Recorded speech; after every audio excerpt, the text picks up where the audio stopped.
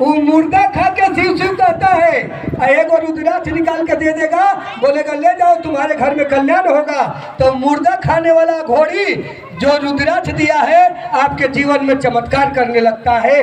तो तुम और हम शिव के शिष्य हैं, हमको आपको जो हमारा गुरु खिलाता है खाएंगे, जैसे रखता है वैसे रखेंगे। जब वो मुर्गा खा के शिव से शिव हो सकता है तो हम मुर्गा खा के डरेंगे नहीं। लेकिन जरूरी नहीं है कि खाइए, नहीं माने तो मत खाइए।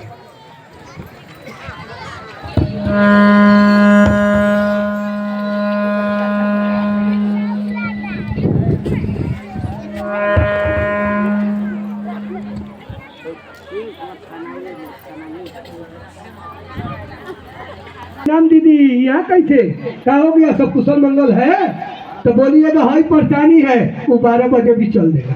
लेकिन हमारे पड़ोसी का दरवाजा पीटिए तो बोलेगा मत खोलो, साला डाकू चोर होगा, कोई होगा जरूर फंसा देगा। यानी वो समस्ती से सिमटा है, वो आपको नहीं जानता, आपके समाज को नहीं जानता, उसके अंदर जगत का भाव है, उसके अंदर शिव भाव नहीं है। हमारा समाज, हमारा आध्यात्मिक गुण कहता है कि हमारे अंदर में वह प्रेम जो शिव ने सृष्टि पे जगाया है, जो मानवीय स्तर पे उतारा है, उसी प्रेम को जगाने का नाम न शिव शिष्टता है, यही न काम करते हैं। तो जो समस्ती से सिमटा है वो हमारे आपको गुण को नहीं जानेगा, और जो आप हमसे आपसे मिला है, जो शिव को जानता है, जो साहब श्री हरिंदानंद दीदी नीलमानंद के पैगाम को जानता है, वो आपको प्रणाम करेगा, वो आपके दुख सुख में शामिल होगा।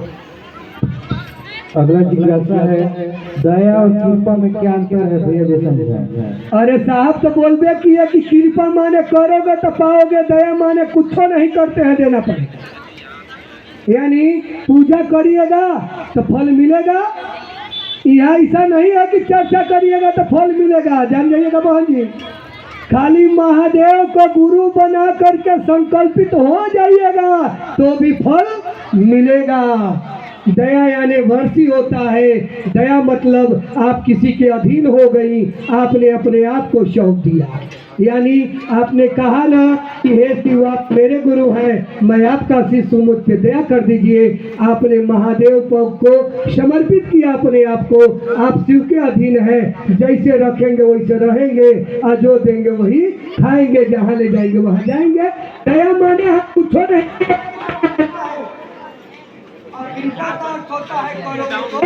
क्या हो बेकार, बैटरी लगाना है दूसरा, उसको दे, उसको वो माइक को दे, वो माइक कैसा है?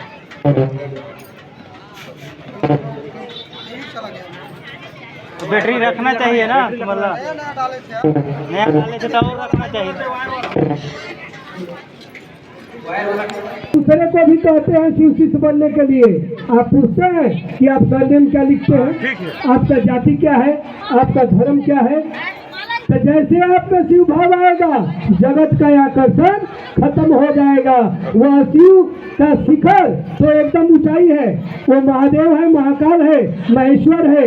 गहराई यानी वो अच्छाई में भी मिलेगा और बुराई में भी मिलेगा। तो जब शिव भाव आएगा तो समाप्त तो होना ही होना है। शिव तक तो जो जाता है सब समाप्त हो जाता है। शिव ही अंत है, शिव ही शुरुआत है।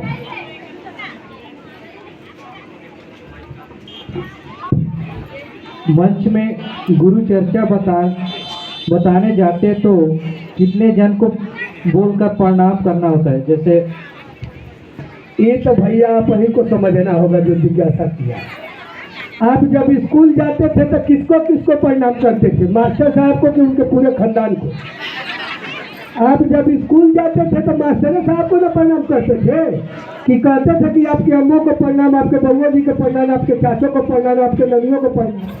तो आप आए हैं महादेव को गुरु बना करके शिव की चर्चा करने, तो आप अपने गुरु को ना प्रणाम करिएगा, ये तो स्वाभाविक बात है। और जिसने आपको रास्ता दिया है उसको प्रणाम करिएगा, साहब जी को प्रणाम करिएगा। गुरु और शिष्य के बीच में तो तीसरा आता ही नहीं है। तो गुरु मंच पर भी, इसका नाम है गुरु मंच, ध्यान दीजिएगा, इसका नाम स्टेज नहीं है। हम लोग बोल देते हैं बहुत लोग फैशन में स्टेज पर जा रहे हैं, जी नहीं, गुरु मंच ये गुरु ने आपको दिया है, हमको आपको सौभाग्य दिया, हमारा आपका नहीं है। ये शिव शिष्टा भी किसी ने दिया, हमारा आपका नहीं है। ज्यादा ऐठेंगे तो फेंक देगा। तो गुरु मंच है तो यहाँ गुरु को ही प्रणाम होगा। हेलो। जगत में तो और गुरु हैं, तो शिव जी को अपना गुरु बनाने की जरूरत क्यों पड़ा? अरे भैया, डॉक्टर पढ़ा लिखा होता है कि नहीं? मास्टर जो है पढ़ाते हैं कि नहीं? तो मास्टर को डॉक्टर बनते देखी है? कहे वो भी तो बहुत ज्ञानी है, वो तो पढ़ा के डॉक्टर बना देता है। तो शास्त्रों में लिखा गया कि शिवादि गुरु शिव जगत गुरु, शिव गुरुरा अधिपति, गुरुओं का गुरु। तो जो गुरु है वही ना पढ़ाने का काम करेगा। चालीसा में लिखा है राम काज कीन्हे बिना मोहे नहीं विश्राम, यानी बजरंग बली भी आए रुद्रावतार में, तो उन्होंने भी कहा कि राम काज कीन्हे बिना मोहे नहीं विश्राम, यानी वो आए हैं राम का काम करने, पढ़ाने नहीं आए हैं। राम जी भी आए दुष्टों का संहार करने, कृष्ण जी भी आए दुष्टों का संहार करने। शास्त्र कहता है गुरुए नमः, यानी उस याद गुरु महादेव शिव को शास्त्र भी प्रणाम करता है गुरु के रूप में। तो जब जो गुरु है उसी से न पढ़िएगा तो पढ़ाएगा, तो महादेव गुरु है तो पढ़ाएगा कौन दूसरा? ज्ञानी सभी है, ईश्वर है, परमेश्वर है, सम्मान है, हम सनातनी है, प्रणाम है, लेकिन गुरु का काम शिव किए हैं तो शिव ही पढ़ाएगा। शिव तो शरीर में नहीं है, तो उनको अपना गुरु कैसे माने? अरे भैया, मनवन मानेगा कि देहिया मानेगा? कान मानेगा गुरु, नाक मानेगा गुरु, हाथ गोड़ मानेगा गुरु, कपार मानेगा गुरु, मन न गुरु मानेगा। तो मन तो किसी को मान सकता है, जो दिखता है उसको भी मान सकता है, जो नहीं दिखता है उसको भी मान सकता है। और शास्त्रों में भी कहा गया कि गुरु शारीरिक हो चाहे अशारीरिक हो, इसका कोई महत्व नहीं रखता। गुरु भाव में होना चाहिए, गुरु मन में होना चाहिए। गुरु के आदेश पे चलने के लिए मन को खड़ा करना है। शरीर तो स्वतः खड़ी होगी, जहाँ मन चलता है वही शरीर जाता है। एक और जिज्ञासा संतोष राज भेजे हुए हैं, शिव की ओर चलने में बाधा क्यों आ जाती है? हम सबको समझाने का प्रयास करेंगे। देखिए भैया, जब मन बना रहेगा तो बाधा आएगा करेगा, अब मन को खोल कर चलिए बाधा नहीं आएगा। साहब बोलते थे कि सारी बाधाओं को शिव की दया काटती है, आपका काहे नहीं काटता ही तो आपको देखना होगा। उस गुरु के आदेश पे चलना होगा, दया मांगना होगा और चलना होगा। साहब श्री हरेंद्रानंद जी के पश्चिम पर चलना होगा, शिष्य बनने की मानसिकता से। मान सम्मान हटाना होगा, प्रतिष्ठा हटाना होगा शिव शिष्टा से, पैसा वसूली भी हटाना होगा शिव शिष्टा से। शिव का शिष्य बनने के लिए चलना होगा शिव की ओर, तब बाधाएं कटेंगी। अगला जिज्ञासा भैया, शिव कार्य की जिला समिति का भूमिका क्या है?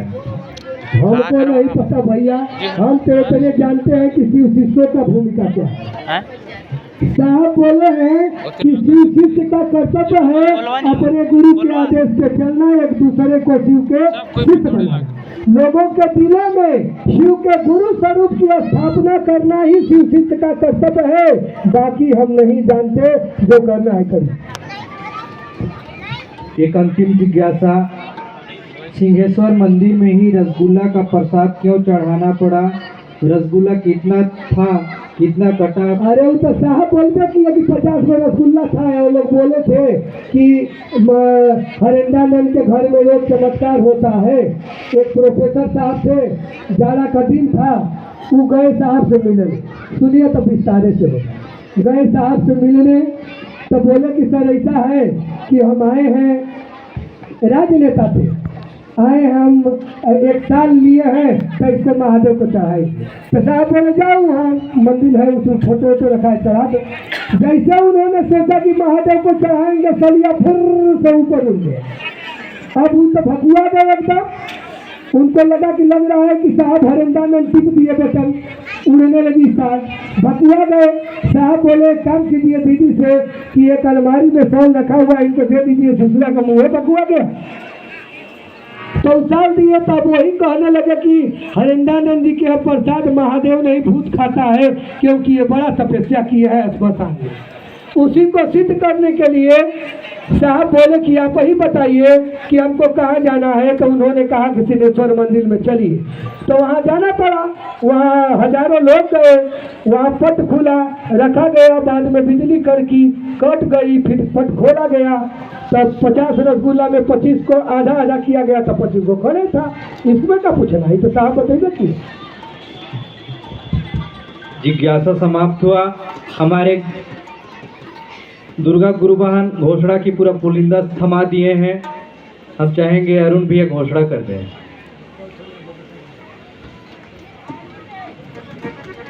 चलिए देखिए, हमारे जैसे व्यक्ति को भी महादेव महादेव की बात करना सिखाने लगे।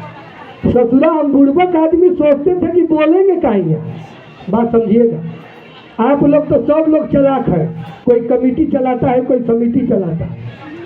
हम लोग तो महादेव की ओर बढ़ने का प्रयास कर रहे हैं और आग्रह आपसे भी करेंगे कि शिव की ओर बढ़िए।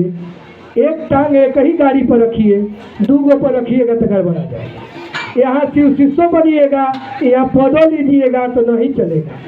या तो पद ले लीजिए चाहे शिव शिष्य बन जाइए, ये क्या चलेगा जी।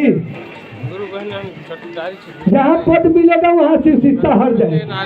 इसीलिए हम तो कहेंगे सबसे बड़का कुर्सी लीजिए महादेव के चेला का, सबसे बड़का कुर्सी पकड़िए महादेव के चेला का। बाकी हर सिस्टम बना है अपने अपने जगह पर, सहयोग सब में करना है, सबका साथ देना है, सबको साथ लेकर के महादेव की ओर चलना है, साहब दीदी के 25 की ओर। चलिए 68 लोगों ने भगवान शिव को अपना गुरु माना है।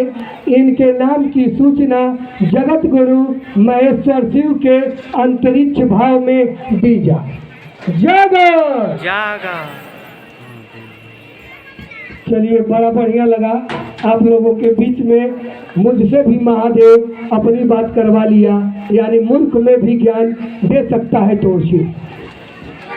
इसीलिए आप सभी को मेरा प्रणाम और आग्रह रहेगा कि ये जो सिलसिला चल रही है इसको चलाते रहिए और आपस में मतभेद का करना है। जगत का तो काम मतभेद है, शिव का काम प्रेम है।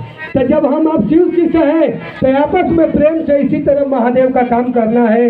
जो जहाँ बुलाए वहाँ जाइए, बस ध्यान देना है ईमानदारी हटी दुर्घटना घटी। जैसे ईमानदारी हटेगा शिव की शिष्यता हट जाएगी, फिर बाप बाप चिल्लाते रहिए, कुछ मिलने वाला नहीं है। आप सभी को मेरा प्रणाम। हेलो। चलिए अगला कड़ी में आप लोग अपनी साहूता का परिचय देते हुए, हम देख रहे हैं कि मानसिकता घर को जाने के लिए है, लेकिन मैं बुलाना चाहूँगा अजय भैया जो गोंदा से चल के आए हुए हैं। अगर मेरा आवाज़ आप तक पहुंच रहा होगा तो आप मंच तक आए भैया।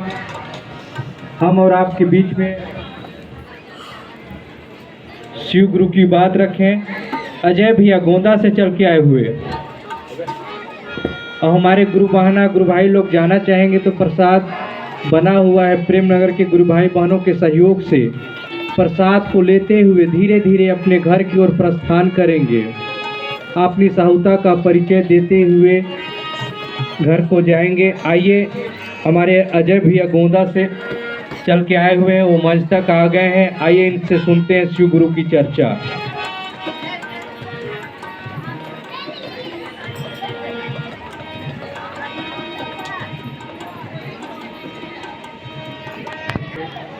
अपनी गुरु शिव की बात सुनने का प्रयास किए एवं सुनाए और मुझ जैसे अनजाने शिष्य को भी मंच संचालक जी के माध्यम से 2 शब्द अपनी गुरु शिव की 2 शब्द गवाही स्वरूप बातें करने का अवसर प्राप्त हुआ।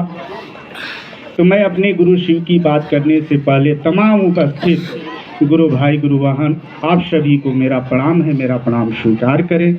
आइए चलते हैं भगवान शिव की ओर, जिन शिव को हम अपने सदियों से भगवान स्वरूप पूजते आए हैं, उन्हीं शिव को अपना गुरु बनाने की बात कहा जाता है। अभी मैं सुन रहा था गुरु भाई मंच के माध्यम से बहुत ही सुंदर अपनी गुरु शिव की बात कर रहे थे। साहब श्री हरिंद्रानंद भैया जी की संकल्प को लेकर के तमाम भाई बहन के बीच में बात किए, बहुत ही सुंदर चर्चा बता रहे थे। हम आप इस बातों को अपने आप में उतारने का प्रयास करें, क्योंकि हम लोग सुनते हैं थोड़ी सी बात, लेकिन हमारी मन में बहुत सारी लंबा कहानी बनाना शुरू कर देते हैं। आप लोग अपने घर से आए हैं कि जा रहे हैं प्रेमनगर बाजार ग्राउंड में शिव गुरु चर्चा होने वाला है। आप लोग घर से बता करके आए, यहाँ आए, चर्चा सुने सुनाए। अपना जब चर्चा चल रहा था तो बहुत विशेष रूप भाव दे करके चर्चा सुने एवं सुनाने का प्रयास किए। लेकिन जो हमारे दूर दराज से आगंतुक गुरु भाई होते हैं, आते हैं, जो बातें को बताते हैं, तो उनको भी जरा सुनने का प्रयास कीजिए कि भैया जी की मन में कैसी भाव जगी है शिव की प्रति, साहब की प्रति, माँ दीदी नीलम आनंद की प्रति, जिन्होंने इस कालखंड के महामानव ब्रेण गुरु भ्राता साहब श्री हरिंद्रानंद भैया किस प्रकार से स्मशान कब्रिस्तान साथ करके उन शिव को आज हम आप सभी के दिलों में उतार दिए, जिनको हम भगवान स्वरूप पूजा करते थे, इतना नजदीकी ला दिए। हम आप ये भी जानते हैं कि गुरु और शिष्य की कितना नजदीकी रिश्ता होता। गुरु अपने शिष्य को अपने जंघे